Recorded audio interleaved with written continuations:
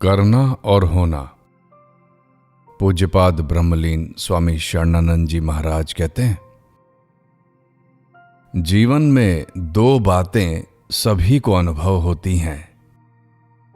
एक तो मैं कर रहा हूं और दूसरा स्वतः हो रहा है। इन दोनों का समूह ही मानव जीवन है। जीवन को साधन युक्त बनाने के लिए करने में सावधान और होने में प्रसन्न रहना होगा।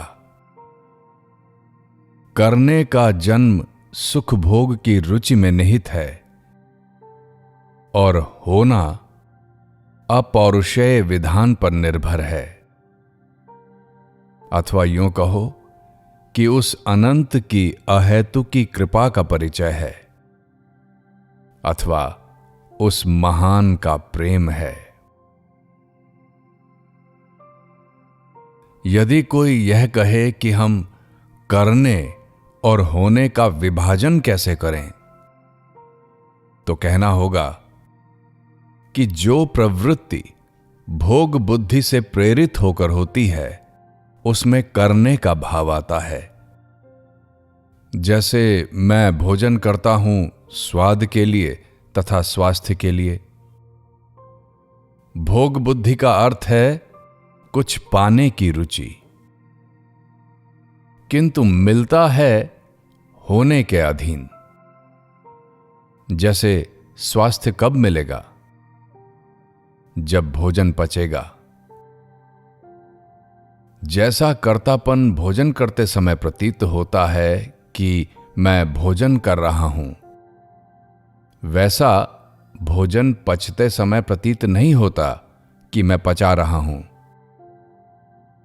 उसके लिए तो कहना पड़ता है कि भोजन पच रहा है। इतना ही नहीं, भोजन करते समय यहां तक भास रहता है कि अमुक भाग अर्थात इतने परिमाण में खा लिया, किंतु पचते समय यह प्रतीत नहीं होता कि मैंने इतने परिमाण में पचा लिया। यंत्रों द्वारा कोई डॉक्टर भले ही देखे कि इतना पच गया अथवा इतना पच रहा है, अर्थात किए हुए का परिवर्तन होने के अधीन होता है, करने के नहीं। करने से तो किसी न किसी प्रकार के अभिमान का ही जन्म होता है और कुछ नहीं। यह नियम है कि जिस क्रिया के साथ अभिमान मिल जाता है उसका परिणाम अवश्य भोगना पड़ता है। अतः यह स्पष्ट हो जाता है कि करना भोगने में बदलता है, होने में नहीं। यदि हम चाहते हैं कि किए हुए का परिणाम हमें अवनति की ओर न ले जाए, तो यह अनिवार्य हो जाता है कि हम करने में सावधान रहें और होने में प्रसन्न रहें। करने में सावधान रहने का अर्थ क्या है? तो यही कहना होगा कि जब करने का कोई संकल्प उत्पन्न हो, तब निज विवेक के प्रकाश में देखो कि किस लक्ष्य के लिए करने की रुचि उत्पन्न हुई है और किस भाव से प्रेरित होकर क्रिया करना चाहते हैं, तथा उसके करने का ढंग कैसा है। अर्थात तीन बातों पर दृष्टि रखनी चाहिए। किस लिए कर रहे हैं, किस भाव से कर रहे हैं और कैसे कर रहे हैं। यदि ये तीनों बातें विवेक के प्रकाश से प्रकाशित हैं, तो समझना चाहिए कि हम करने में सावधान हैं। यह नियम है कि जो करने में सावधान है उसका कभी ह्रास नहीं होगा, अपितु उसका उत्तरोत्तर विकास ही होगा। कारण कि होनहार में तो सभी का हित निहित है, किसी का ह्रास नहीं। ह्रास का एकमात्र कारण करने में असावधानी ही है, होनहार नहीं। अब विचार यह करना है कि होनहार क्या है। तो कहना होगा कि जो स्वतः हो रहा है, अपने आप हो रहा है, उसी को होनहार कहते हैं। अब यदि कोई कहे कि स्वतः क्या हो रहा है, तो कहना होगा कि उत्पत्ति, विनाश तथा दुख एवं सतत परिवर्तन ही स्वतः हो रहा है। अब यह विचार करना है कि हम जो कुछ कर रहे हैं वह किस लिए कर रहे हैं, अर्थात करने का लक्ष्य क्या है। तो कहना होगा कि सतत परिवर्तन से अनंत नित्य की ओर और उत्पत्ति विनाश से अमृतत्व की ओर तथा दुख से आनंद की ओर गतिशील होना ही हमारा लक्ष्य है। अतः उस लक्ष्य तक पहुंचने के लिए जो कुछ कर सकते हैं, करना है। यह नियम है कि स्वार्थ भाव अर्थात सुख भोग की रुचि से प्रेरित होकर हम जो कुछ करते हैं, उसका परिणाम सतत परिवर्तन, उत्पत्ति विनाश एवं जड़ता आदि दुखों में ही आबद्ध होना है। किंतु हमारा लक्ष्य उसके विपरीत अनंत नित्य चिन्मय आनंद घन की ओर गतिशील होना है। यह तभी संभव होगा जब हम स्वार्थ भाव को सेवा भाव में बदल लें। अतः हमें प्रत्येक प्रवृत्ति सेवा भाव से करनी होगी।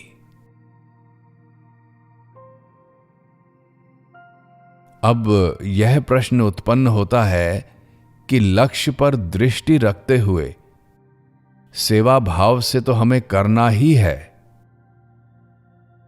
पर करने का ढंग कैसा हो।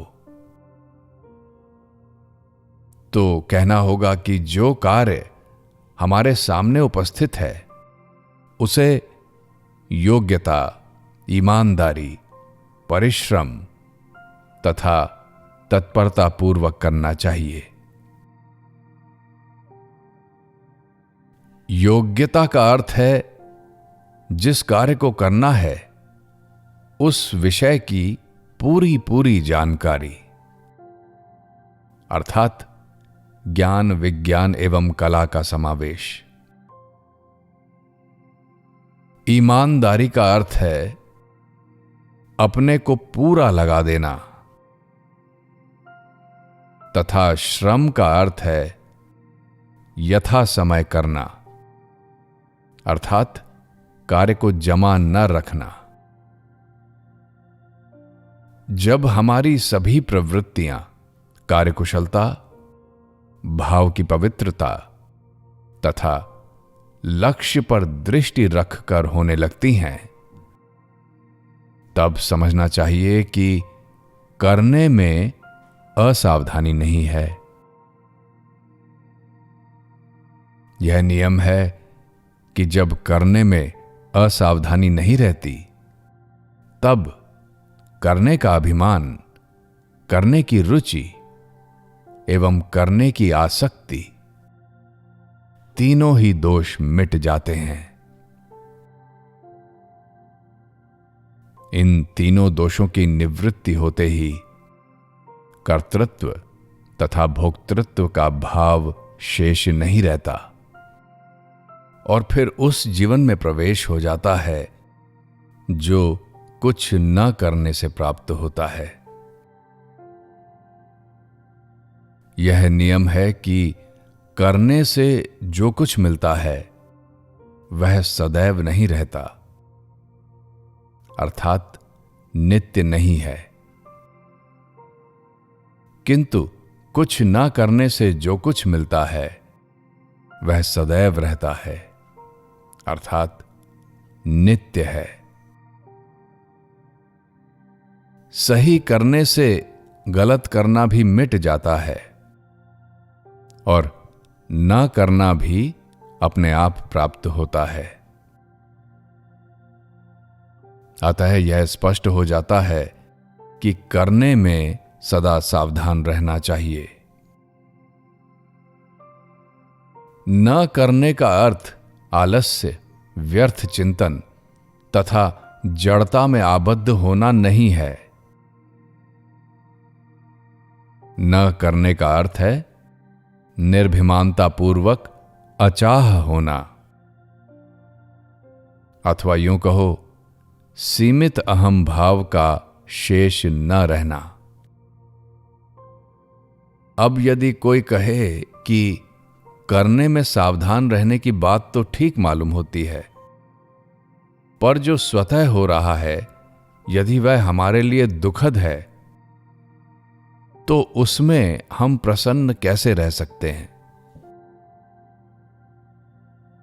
तो कहना होगा कि दुख के स्वरूप में जो कुछ हो रहा है वह करने में जो असावधानी हुई है उसको न दोहराने का आदेश मात्र है।